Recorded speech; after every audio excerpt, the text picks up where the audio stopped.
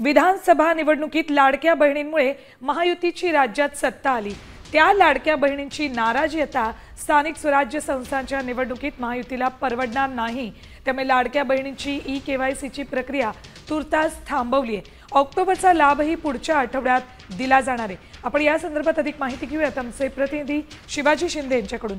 शिवाजी, लाडक्या बहिणींची नाराजी भोवणार हे लक्षात येताच आता ई-केवायसीची प्रक्रिया थांबवण्याचा निर्णय घेतलाय।